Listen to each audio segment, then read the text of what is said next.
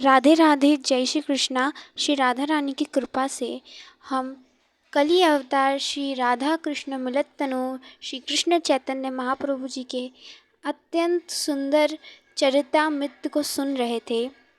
जैसा कि आज श्री कृष्ण चैतन्य महाप्रभु जी के चरित्र का भाग 32 है।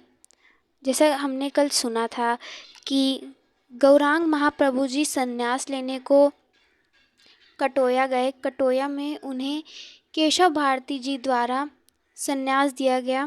संन्यास लेने के बाद उनको पहला नियम बताया गया। तो पहले नियम में था कि उन्हें अपने केशों को मुड़वाना था। उन्होंने मधुशील नामक नाई से उन केशों को छिलवाया, फिर उनका पंचामृत स्नान हुआ और फिर वह संन्यास लेते हैं। संन्यास में उनके गुरुदेव, जो वैश्य गुरुदेव थे, उन्होंने उनको कोपीन दी और एक बहिर्मुख कपड़ा दिया, जो कि 2 यही कपड़े दिए थे महाप्रभु जी को, जो कि उनको आजीवन चलाना था, पहनना था। क्योंकि जो संन्यास लेते हैं उन्हें कोपीन एक ही वस्त्र में जीवन चलाना रहता है। जब उनके गुरुदेव एक वस्त्र दे देते हैं, एक जो कपड़ा मिल जाता है, उसके अलावा उनको शरीर पर और दूसरे वस्त्र नहीं धारण करने होते। चाहे गर्मी हो चाहे ठंडी, वह एक ही वस्त्र धारण करते हैं। अब धातु की थाल में नहीं खाते हैं, मिट्टी की थाल में खाते हैं। और संन्यास लेने पर बहुत सारे नियम होते हैं। वस्त्र एक ही पहनना, आजीवन वही पहनना, धातु की थाली में नहीं खाना। और जो सन्यासी होते हैं वो अपने आप को पहले ही श्राद्ध कर लेते हैं। जो भी विधि होती हैं वो सारी विधियां पहले कर लेते हैं। जो मरने के बाद जो विधियां होती हैं उसे वह पहले ही कर लेते हैं, श्राद्ध जो भी। तब ये सब करने के बाद जो उनके पूर्वज हैं, सारा वह कार्य समाप्त कर देते हैं। अब वह संन्यास ले लेते हैं। तो महाप्रभु जी का क्या क्या हो गया है। महाप्रभु जी का बाल छेदन हो गया, उनका स्नान हो गया। स्नान के बाद उनको वस्त्र दे दिए, कोपीन बहिर्मुख कपड़ा यह दे दिया। अब बारी आती है गुरु मंत्र की।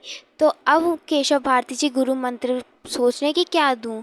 तब सोच लिए, लेकिन अब कहते हैं महाप्रभु जी कि महाप्रभु जी कहने लग गए केशव भारती जी से कि गुरुदेव, मुझे कुछ देर पहले एक मंत्र आया था, लाइए कान लाइए, मैं आपको सुनाऊं। तब जो केशव भारती जी थे वह कान सामने लाए और महाप्रभु जी ने मंत्र को बोल दिया। और मंत्र बोलने के पश्चात जो केशव भारती जी थे वह कहे कि हाँ, मैं यही मंत्र सोच रहा था। लेकिन अब क्या हुआ, यहाँ पर यह हुआ कि चैतन्य महाप्रभु जी ने पहले ही मंत्र अपने गुरुदेव को दे दिया। उन्होंने ही पहले मंत्र दे दिया अपने ही गुरुदेव को। पहले क्या हुआ, पहले जो केशव भारती जी थे वे गौर के शिष्य बने, फिर उसके पश्चात जो गौर थे वे उनके शिष्य बनते। तो यही मंत्र फिर से केशव भारती जी गौर के कानों में बोलते हैं और अब वे उनके वैश्य गुरुदेव होते हैं। और जैसे ही मंत्र को महाप्रभु जी ने सुना है तो वह यह मंत्र सुनते हे कृष्ण हे कृष्ण हे कृष्ण हे कृष्ण चिल्लाने लगे, हे कृष्ण हे कृष्ण हे कृष्ण। अब केशव भारती जी सोचे कि सारा कार्य हो गया है, अब बचता है नाम। क्योंकि संन्यास लेने के बाद जो पुराना नाम होता है वह बदल कर नया नाम आता है। तब वे सोचने लगे कि आखिर मैं कौन सा नाम दूँ इनको। तब इतने में वह सोच ही रहे थे कि ऊपर से आकाशवाणी होती है कि हे केशव भारती, इनका नाम श्री कृष्ण चैतन्य होगा, श्री कृष्ण चैतन्य। तब जो केशव भारती वह ऊपर आकाश में देख रहे हैं, लेकिन उनको कोई नज़र नहीं आ रहा। बस उनको वाणी सुनाई दे रही है कि जो महाप्रभु जी का नाम होगा वह श्री कृष्ण चैतन्य होगा। तब वे आकाशवाणी से ही पूछ रहे हैं कि इसका अर्थ क्या है श्री कृष्ण चैतन्य का। तब जो आकाशवाणी थी वह कहती है कि श्री कृष्ण चैतन्य मतलब श्री यानी राधा, श्री राधा, और कृष्ण मतलब हमारे श्याम सुंदर। ये दोनों राधा कृष्ण मिलकर, श्री राधा कृष्ण मिलकर श्री कृष्ण चैतन्य बनाते हैं। इसलिए तब महाप्रभु जी का नाम केशव भारती जी ने क्या दिया, श्री कृष्ण चैतन्य दिया। तो अब जैसे ही महाप्रभु जी ने नाम सुना अपना, तब वे हे केशव करके, हे केशव हे केशव, हे माधव करके, फिर महाप्रभु जी वहाँ से इतनी तेज दौड़े हैं वृंदावन की ओर। उनके पीछे कई लोग भाग रहे हैं, गदाधर महाप्रभु जी, जगदानंद महाप्रभु जी, नित्यानंद महाप्रभु जी, सब उनके पीछे भाग रहे हैं। उनके स्वयं गुरुदेव भाग रहे हैं, केशव भारती जी उनके पीछे भाग रहे हैं गौर को पकड़ने। लेकिन गौर तो वृंदावन के लिए इतने तेज दौड़े कि कोई पकड़ ही नहीं पाया उनको। खूब दौड़े और एक जगह पहुँचे और रुक गए। फिर आकाशवाणी होने लग गई कि हे प्रियतम, हे गौर, अभी आपका समय नहीं आया वृंदावन जाने का। अभी आपको वृंदावन नहीं जाना है, अभी आपको अपनी बूढ़ी माँ के पास जाना है। आपकी भार्या आपके इंतज़ार में रो रही है, अभी आपको वहाँ जाना है। जाइए, पहले अपनी बूढ़ी माँ से मिलिए, तब आप वृंदावन को आएंगे। तो महाप्रभु जी ये सुनते फिर अचेत हो गए और फिर गिर गए। जैसे अचेत हुए हैं वैसे जो नित्यानंद महाप्रभु जी, गदाधर, जगदानंद, मुकुंद देव सब आए दौड़े दौड़े और महाप्रभु जी को पकड़ने लग गए। तो महाप्रभु जी फिर उनको छुड़ाकर भागने लग गए वृंदावन की ओर। तब जब नित्यानंद महाप्रभु जी थे, और नित्यानंद महाप्रभु जी के नज़रों से छुपते छुपते गए और वहाँ की ग्वालवाल से कहा कि अभी जो एक सन्यासी आएगा उससे कहना कि वो पूछेगा वृंदावन कहाँ है, तो तुम वृंदावन यहाँ नहीं वहाँ बताना, उस तरफ और करके बताना। तब जो बालक थे वे कहे, सन्यासी से छूट, हम सन्यासी से कैसे छूट कह सकते हैं। तो निताई कहने लग गए, तुम्हें कोई अपराध नहीं लगेगा, पाप नहीं लगेगा, क्योंकि तुम एक बूढ़ी माँ की के प्राण को बचाओगे, एक अर्धांगिनी के, एक अबला नारी के प्राण को बचाओगे, तुम्हें कोई पाप नहीं लगेगा। तब कुछ देर में वह सन्यासी वही महाप्रभु जी वहाँ पहुँचे और ग्वाल बालन से पूछने लग गए, जो गाय को लिए थे, के पूछने लग गए कि वृंदावन कहाँ है। तो ग्वाल वाल कहे, वहाँ है, यहाँ की तरफ नहीं, जहाँ वृंदावन था उस तरफ नहीं, जिस तरफ नदियाँ थी, जिस तरफ नवद्वीप था उस तरफ उंगली करके बताना। और महाप्रभु जी को उस वक्त कुछ भान नहीं था, क्योंकि वह भाव के आवेश में उनको बस जानना था वृंदावन कहाँ है। तो वे बच्चों ने नवद्वीप की ओर बता दिया कि यही वृंदावन है। तो जो महाप्रभु जी थे अब भागते भागते फिर लौट गए नवद्वीप। तो ऐसे महाप्रभु जी हाँ वृंदावन करके नवद्वीप की ओर भागने लगे। और वहाँ पे नित्यानंद महाप्रभु जी कहने लग गए मुकुंद देव से कि देखो मुकुंद देव, जाकर बता दो अद्वैताचार्य जी से, अद्वैत प्रभु जी से, कि हम किसी तरीके से गौर को लेकर आ रहे होंगे, सब बता दो कि गौर ने संन्यास ले लिया है। मैं किसी तरह प्रयास करूँगा कि मैं उनको नवद्वीप की ओर शांतिपुर ले जाऊं, और तुम वहाँ पर उनसे कह देना अद्वैताचार्य से कि वे शांतिपुर में गंगा तट के किनारे नौका लेके आएंगे, जिससे मैं उनको वहाँ पर ले जाऊं और बता सकूं कि हाँ हम वृंदावन चल रहे हैं। क्योंकि फिर सची माँ और अगर विष्णु प्रिया जी दर्शन नहीं करेंगी तो यह प्राण त्याग देंगी, क्योंकि इन्होंने 6 दिन से कुछ भी ना अन्न धारण किया है, ना जल पान किया है, कुछ नहीं किया है। इसलिए इनको महाप्रभु जी के दर्शन कराना बहुत आवश्यक है। अब एक बार हम दर्शन करा देंगे सच्ची मैया से गौर का तो बहुत भला होगा, आगे तो जो होगा वो भगवान का लिखा है। तब मुकुंद देव जी ने ये सारी बातें जाकर शांतिपुर में अद्वैताचार्य से बता दिया। अद्वैताचार्य को ये सारी घटना बताई कि ऐसा ऐसा हो गया, महाप्रभु जी ने संन्यास ले लिया, वे वृंदावन की ओर जा रहे थे, तो ऐसी कथा बता दी सारा। तब यह बात जानकर अद्वैताचार्य दुख तो हुआ, लेकिन अब उनको नौका लेकर पहुंचना भी था शांतिपुर की घाट पर। तो जल्दी गए, नौका लिए और जल्दी पहुँचे हैं शांतिपुर की घाट की ओर।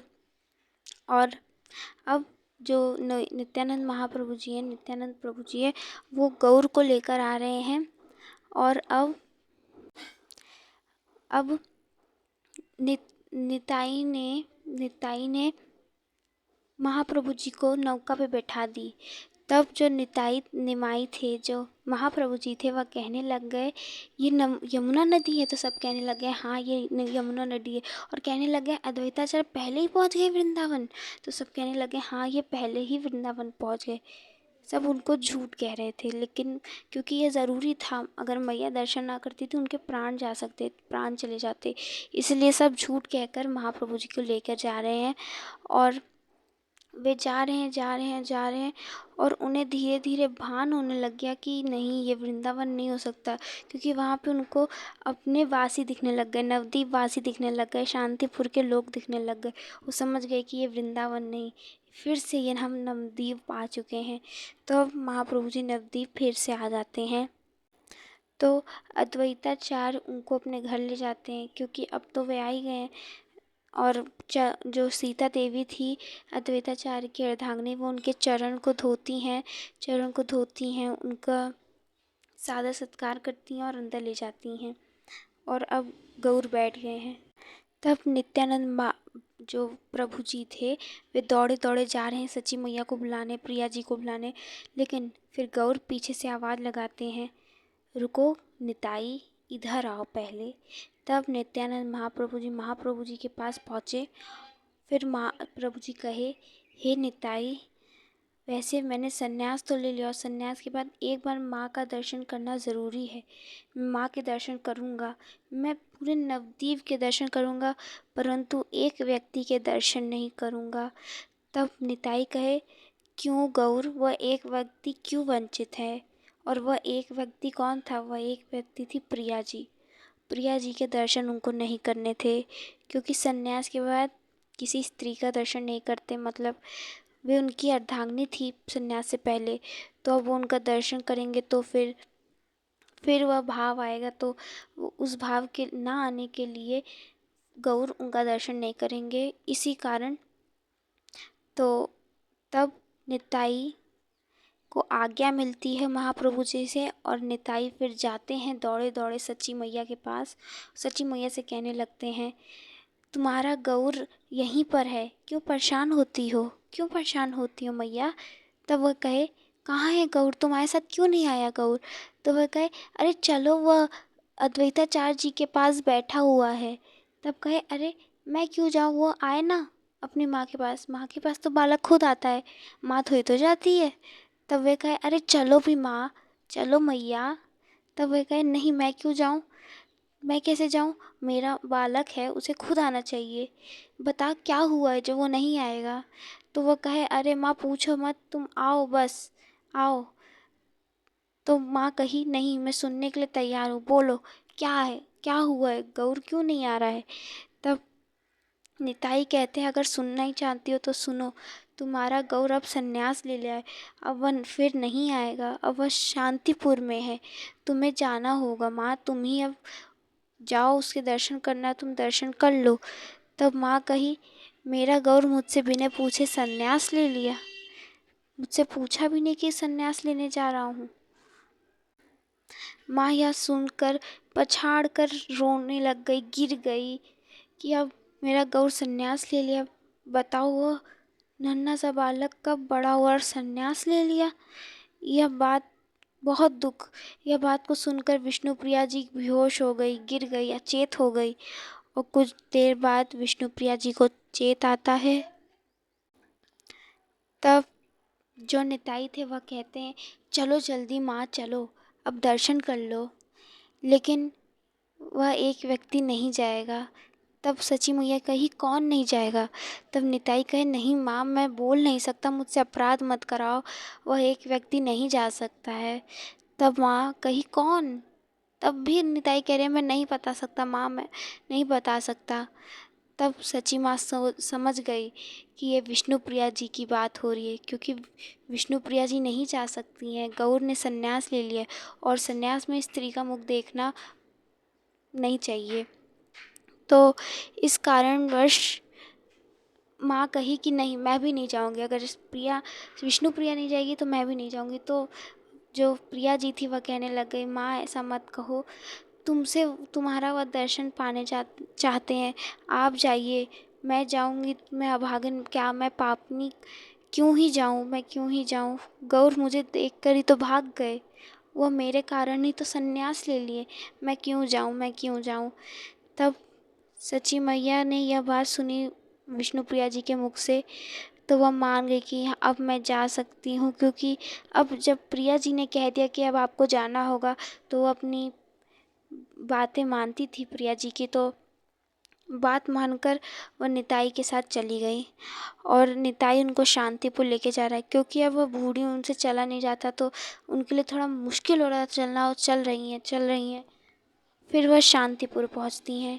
शांतिपुर जैसे ही पहुंचती हैं, वहाँ पर वह महाप्रभु जी से मिलती हैं, दर्शन पाती हैं कि उनके गौर ने अपने बाल को कटवा लिया। उनका गौर एकदम, कहाँ उनके बाल थे उस पर इत्र की सेवा होती थी, तेल लगता था, अब कहाँ गौर बिने बाल के हो गए हैं। बहुत दुख हो रहा है माँ को, ये सब देखकर बहुत दुख हो रहा है, लेकिन क्या कर सकती हैं, गौर ने संन्यास लिया है। तो ऐसे गौरांग महाप्रभु जी का और उनकी मैया सची मैया से भेंट होता है।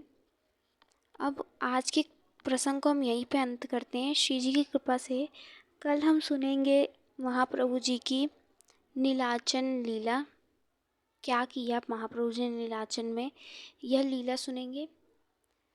और श्री जी कृपा बरसाए रहें, ऐसा हम उनसे निवेदन करेंगे कि हम ऐसे और अद्भुत प्रसंगों को सुनते रहें। तब तक के लिए आप सभी भक्तों को राधे राधे, जय श्री कृष्ण।